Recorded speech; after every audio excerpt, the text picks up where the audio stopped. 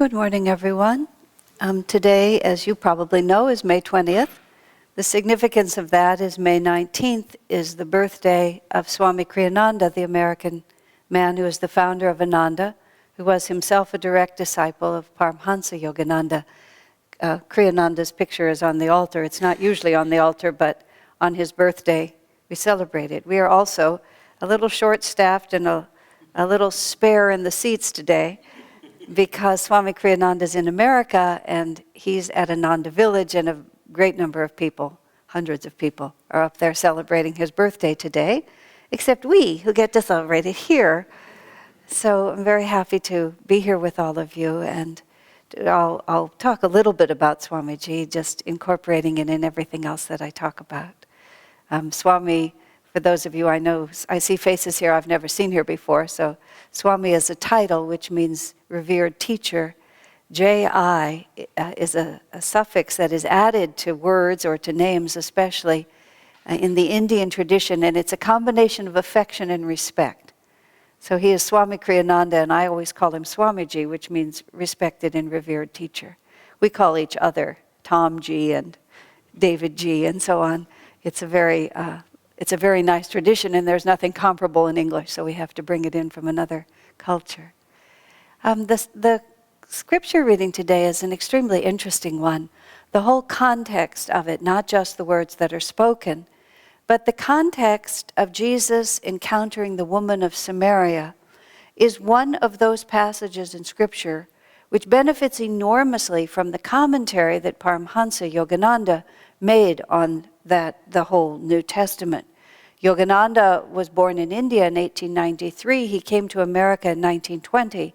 He was the first Indian yoga master, not the first to come to America, but the first whose destined mission was to live his life out in the American culture and to teach in a way that Westerners could understand the true essence of the philosophy and practices of India, not Hinduism, but the true teachings of India, what he called the original teachings of Krishna, and simultaneously also to restore the original teachings of Jesus Christ.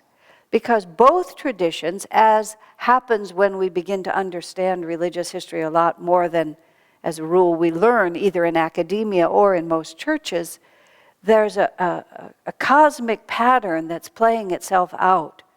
And that perspective has been maintained from the Oriental, especially from the Indian culture, because they are the oldest continuous culture on the planet now. There have been great civilizations in many places, in Rome, in Greece, in Babylon, in Egypt, in South America, in many different places, but we only have remnants of what that culture was about, and we have to guess what was really happening in those places. The Indian culture certainly has gone through its ups and downs, most recently being utterly dominated by the English and having to resurrect themselves from having been impoverished and humiliated by the English-speaking people and throwing that yoke off only 1948, not very long ago, and then having to rebuild their culture. But despite that, the culture of India has always been the same. They don't really know how old it is. They find consistent relics and remnants that go back thousands of years, people in yoga postures, statues and so on depicting people in yoga postures, ancient scriptures, ancient teachings. It's always been the same teaching. But of course, as times change, things get corrupted. And what Jesus originally taught and what churches claim in his name are not always exactly the same. I went to the Vatican a number of years ago for the first time when I went to Rome, and I was amazed by how big it is. I mean, you see pictures of how big it is, but you can't conceive of how big it is until you're standing there. And it's built to intimidate. You know, it's not built to feel sort of cozy and warm and cuddly, and this is my comfy church. You know, it's built to demonstrate that this thing, whatever it is, has enormous power. And you stand in St. Peter's Square, and the facade of the St. Peter's is so huge, and then way up at the top there are all these statues of the Pope, and your fear is that one of them might fall on you. I mean, they're just so huge. And then you go inside, and case after case of gifts from world leaders to the Pope through the ages, and gold and jewels. And I mean, it's just like, wow. And that's not even the basement. I mean, that's just what's up there in the top. And the whole attitude, and you think of Jesus himself. Think not for the morrow. Look at the lilies of the field. Does not our Lord take care of them? Why are you so concerned about yourself? Take what you have and sell it and give it to the poor. He who is not willing to give up his life is not worthy of me. And there's a little bit of a disconnect. I'm not singling out the Catholics particularly, but we just see over time, human consciousness moves in, and even with great sincerity, it just tries to understand things a little more reasonably. I had a man with a doctorate in theology from Yale, who was a practicing at that time Episcopal priest. And I asked him some question. He was my source for these sorts of things about some aspect of the scripture and so on. And he said, well, you see, the full teaching of Jesus was not really manifested for several centuries, until several centuries after he died. Now, this man is also a Kriyaban, a follower of our path. And I said, okay, so we have a fully self-realized master, one whose vision is of eternity, an avatar, perfectly realized, sent to the world to bring this message. And it took 300 years of generations of priests before the teaching was really understood, before the full teaching was manifest. Don't you think it was like kind of the opposite of that? And he sort of looked very rueful. And because we were good friends, he said, my life was much simpler before I met you. But that's how we think. We make things more convenient for ourselves. We do it all the time. We don't have to look to church history to see it. We're always just slightly reinventing history to make it a little more comfortable for us, aren't we? Whatever we did seemed like a good idea at the time, and when it proved to have been not such a good idea, we often just modify things a little bit so we don't have to be, quite so embarrassed. But in the tradition of Sanatan Dharma, which is what the true teaching of all spiritual teachings is, the teachings are renewed periodically. Another avatar comes, another great teacher comes, another one who has direct perception comes, and he sort of straightens it out a little bit. But nobody's to blame. Everybody's doing the best they can do. We're all acting from whatever hand we were dealt.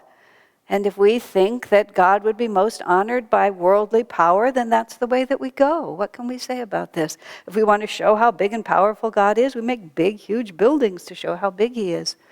There's a whole Monty Python routine in which a preacher starts giving a lecture, and you realize that all he's using is adjectives for big to try to describe God. He just tries very thoughtfully to explain just how huge he is. And that's sort of what we get stuck with when we think only in physical terms. So Yogananda reinterpreted the Bible, and the story of the woman of Samaria, which is where this is extracted from, is an extremely interesting story. Because Jesus was out on one of his travels, and they traveled on foot in those days, and he stopped by Jacob's well. And there was a lot of caste and cultural differences, and certain people were considered clean and others unclean, and Jesus and his followers were a band of Jews, and they were under a lot of strictures about what they could and couldn't do. People from Samaria were not considered to be high caste people, and the Jews often had restrictions against dealing with those who didn't follow their rules. It was all just part of the time that they lived in and the discipline that they followed. So Jesus encounters this woman at the well, known as the woman of Samaria, and he asks her for water, and she says, well, essentially, you can't drink water that I bring you because you're a Jew, and I'm not, and I'm unclean, and I can't bring it to you. But he disregards that. That's the beginning of it.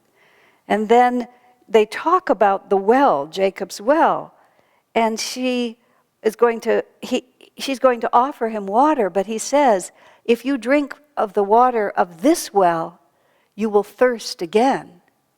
But if you drink of the water that I give you, you will never thirst again.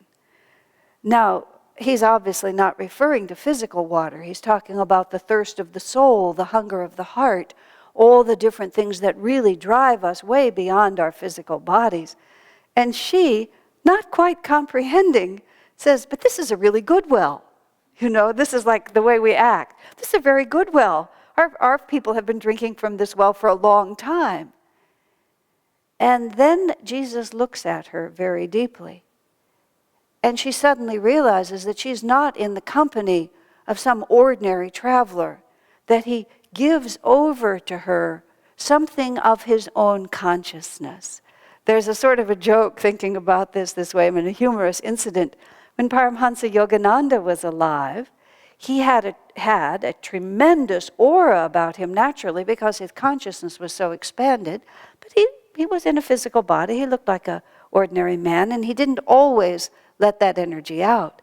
But he was walking, I think, through a hotel lobby. It's a story Swami Kriyananda tells. And there was a man in the lobby who was drunk on alcohol. But because he was a little drunk, he was not inhibited.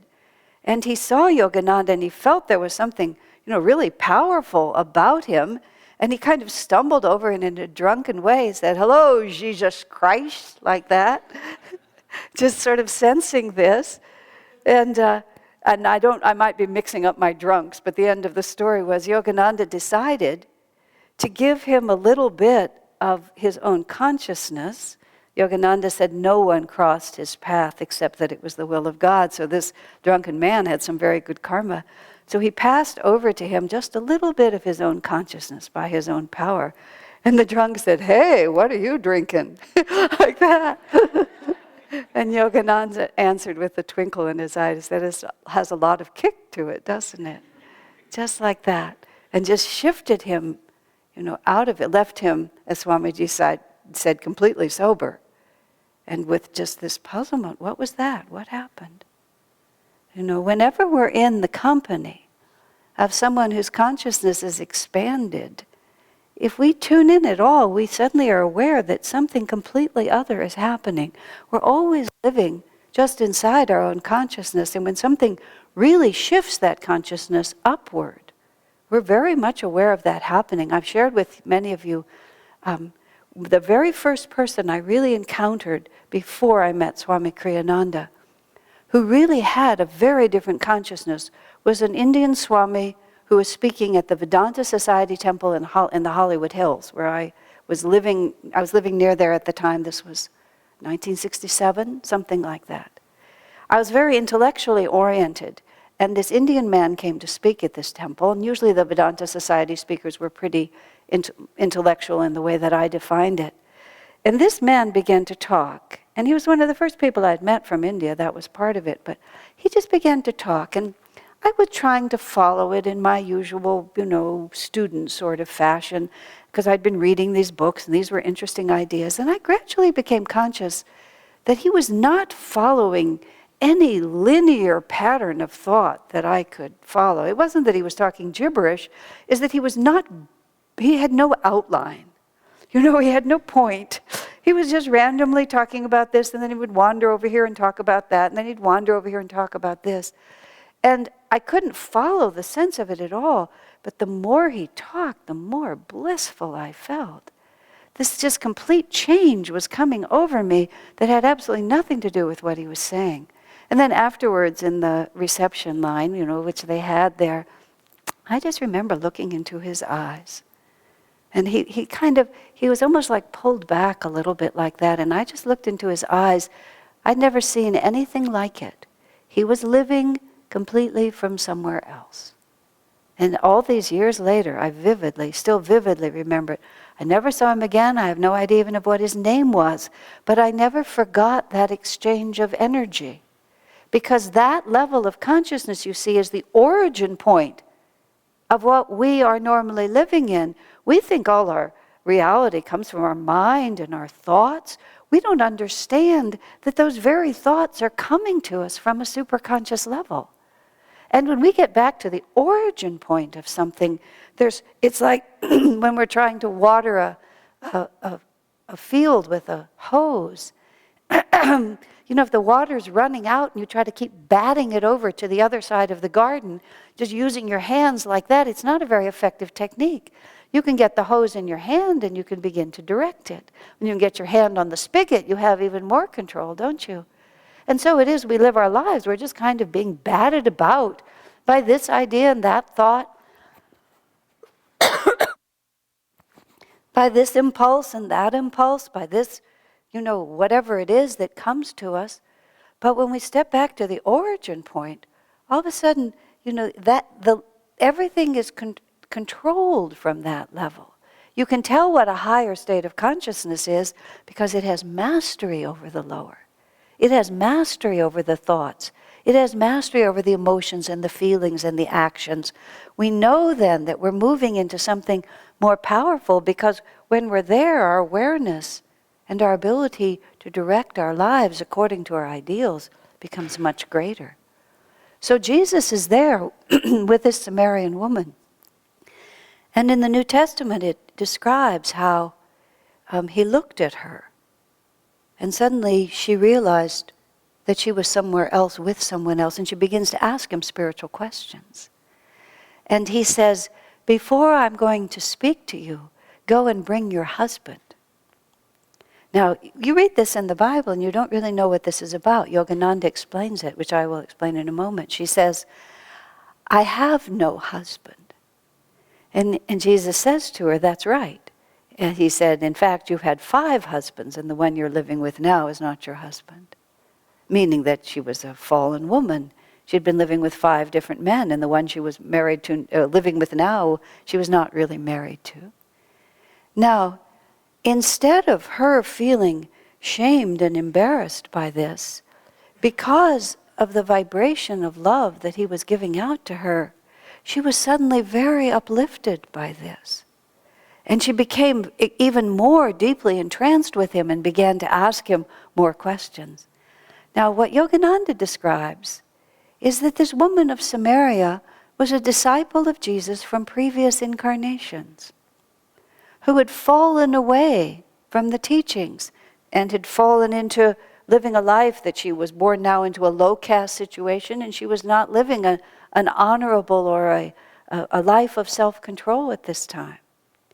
And he had gone to find her because he had said, I have to go through Samaria. He had to stop there. I must needs go to Samaria, he said. He went to find her.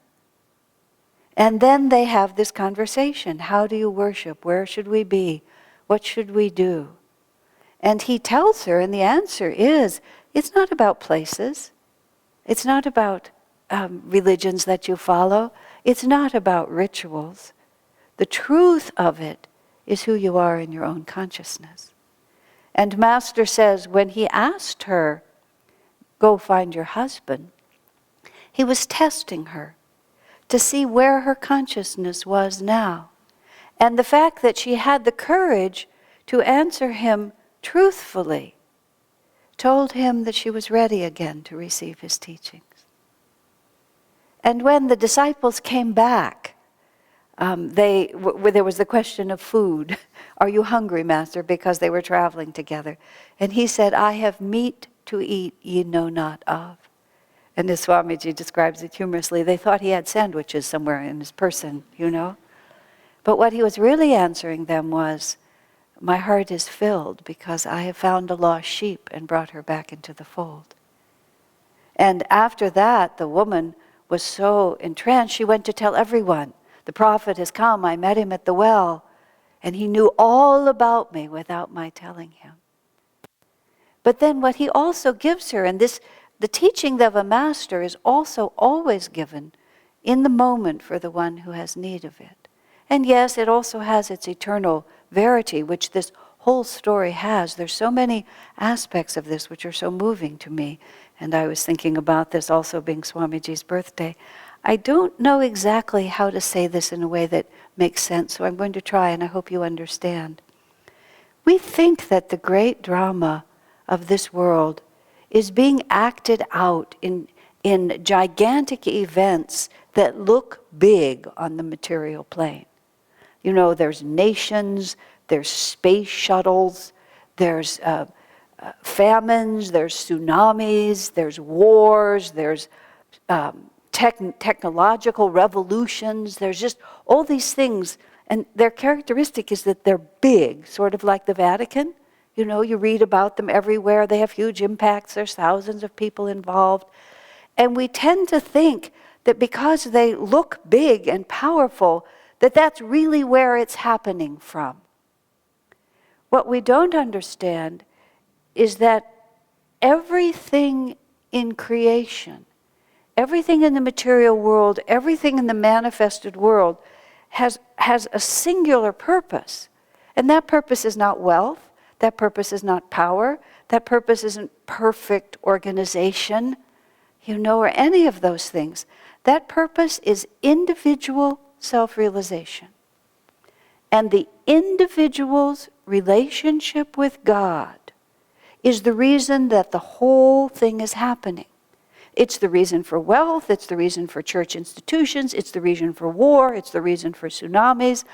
All of it is an acting out of individual karma, so that through that individual karma, each one of us, one by one, will have a soul awakening and move ourselves closer and closer to our ultimate destiny, which is self-realization. And one individual of expanded consciousness does more even to direct this planet than all the industrialists and academicians and medical people, and even though all of them play their part, this whole plane is controlled from a higher plane. And those who are at the highest plane are the ones who are really making this world happen. Yogananda says that it was he himself who put the thought into the mind of Harry Truman to defend against the incursion of the communists in Korea.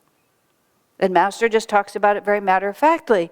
Communism, being an atheistic, completely materialistic philosophy, is the real enemy of God realization. And if it had come down through Korea in that way and swept through Southeast Asia and so on, it would have been a disaster for the world. So Yogananda said he put the thought in Truman's mind that it was necessary to send America and defend that and at least stop that incursion at the point at which it was stopped. Yogananda also said that it was the masters of India. Now these are stories I can't verify, but they're consistent with other things that we do understand. Yogananda said that it was the masters of the Himalayas who put into the mind of Hitler to open the second front in Russia, to divide his troops in such a way. I'm not a student of world history, of war history, but he opened a second front, and it was folly. But he did it in such, it weakened him. It separated his forces so much that the Allied forces were able to get the upper hand, that there's this game of life going on that we think we're running. But in fact, it's always being run from the higher planes, because the higher planes are the source. Everything begins from that thought and then finally comes out into this manifested world. So the entire drama is us as individuals gradually finding our attunement and then working more and more from that reality. Jesus Christ, he came and went. Very few people at the time that were with him ever in their wildest dreams could have imagined the impact that man has had on the world. Paramhansa Yogananda, living in Los Angeles, very few people can imagine the impact that his teaching is going to have on the world. We don't, because we can't understand that kind of power. And when people begin to understand it, at least in the ages past, they start building huge buildings. That's how they're going to understand it. But now what we're looking for, and Jesus himself said it, the best way to worship is within yourself, in the silence of that attunement. And that's not because then we become small and insignificant in this world. It's because we move into the source of power, and from that point, everything that we long for can happen. I was starting to sort of tie this into Swami Kriyananda just because I was just there for a few days. And Paramhansa Yogananda comes to America in 1920. He's in his early 20s himself, And he literally lands on the shores of America with his mission to conquer. And he begins in a most interesting way, once he gets used to the American culture. He starts what he calls his spiritual campaigns. He drives back and forth across the United States, lecturing in all the major cities, renting the largest halls, drawing thousands of people, creating this. He was one of the most popular lecturers in America during those years, during the 20s, during the 30s. It was just this powerful phenomenon of energy that thousands of people were connected with him. And then he went to Los Angeles and he started building his work in 1948. Swami Kriyananda, 22 years old, a very well-educated, highly refined, intelligent American who'd been raised mostly in Europe, just as a young man, a powerful truth seeker, comes to Yogananda. So Yogananda comes all the way to America, and he travels around the country and he begins to find those souls whose destiny it is to be his disciple. Mr. Oliver, Roger Oliver was Mr. Rogers, Oliver Rogers, I have it backwards, met Yogananda at one of those lectures. He sat in the balcony when there was 5,000 people in the room. 25 years later, he came to be a disciple and live with Yogananda. And Oliver Rogers says to him, he said, "I saw you that night. I was in the balcony," he said, "and I felt the whole night that you were just looking at me." And Master said, "I remember." Thousands of people in the room, and he remembered him for 25 years because there is a bond, and the Masters come out looking for us, literally looking for us. And they wander around. Jesus has to go to Samaria because he knows that one of his disciples is there, and he sends his other disciples away. That's another part of the story. He sent them off on an errand because he needed to be alone with this woman, because she had fallen, and he knew that it needed to be in private that he met her again. Now just think of that. Swami Kriyananda finds Yogananda. Yogananda trains him in the last years of his life and then commissions him. "You have a great work to do." Swami Kriyananda he's 86 years old. He's still going back and forth. He goes to Europe, he goes to India, he comes back to America. He's going to travel through our colonies. He's going to be here in September. We're putting on a public program for him and a smaller program here in this temple, to which all of you are welcome, the 12th and the 16th of September, those two events. He's going to India. He's going to travel through 5 cities in India. He's sitting up in Ananda village. Several hundreds of people have come to see him. He's looking for us. Master has sent him out to find us. God has sent Master. Master has sent Swami.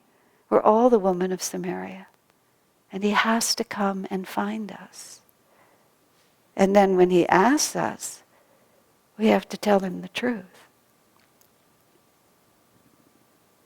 Because if we tell him the truth, then he can give it back to us. This water from this well that you've been drinking, you're just going to be thirsty again. You have your home, you have your relationships, you have your reputation, you have your money, you have all your pleasures, you have your happy body, you have all of these different things. But you're going to be thirsty again. Isn't it so? I mean, that's why you're all sitting here. Nobody comes in here who isn't thirsty. If you're content with your life, we don't see you. You know? It's not that we're not functioning by any means. In fact, we have a certain mastery over this life, otherwise you're not here either. But we're looking for more. We have this sense that I have a greater destiny. And we don't quite know what that is. I was so touched by a story a man told me when Autobiography of a Yogi first came to him. He was going on a hike up the mountain on a camping trip. And he said he went up the mountain with the book in his hand and he came down different. He said, walking up the mountain reading Autobiography of a Yogi, he said he realized that the purpose of his life was to seek God. And by the time he got to the mountain, top of the mountain, he realized that God was also seeking him. That's really quite something to think about, isn't it? One of Master's his most advanced woman disciple was a sister he called Sister Gyana Mata, Sister of Wisdom. And she wrote to Master this note: I know, sir, that you have a great work to do, that you were sent by the Himalayan masters, and you travel all over America, and you have thousands of disciples and all this work and so on. But I like to think you came for me. Isn't that dear? And you see, it's not wrong either. Because the purpose of this entire drama is individual self-realization. And when each one of us rises to that point, the celebration is just the same. Master said about Rajasi Janakananda, who was his most advanced male disciple, he was on the beach meditating, and Master was walking with someone else, and they were just talking, and they came close. He said, shh, we mustn't disturb him. And then he said, you have no idea the blessings that go out to the world when even one person meditates that deeply. Because it sets out this ray of vibration that seeks us. And we're just suddenly walking down the street and, oh, I think I'll go into this bookstore and look, there's a book. Or it inspires us to look up an old friend. What are you doing now? Well, I've just taken a meditation course. Meditation, I'm really interested in that. I mean, run your own story. Think how many pieces had to come together for you to find your way step by step to your destined path, your rendezvous with the divine, and your own expanded awareness.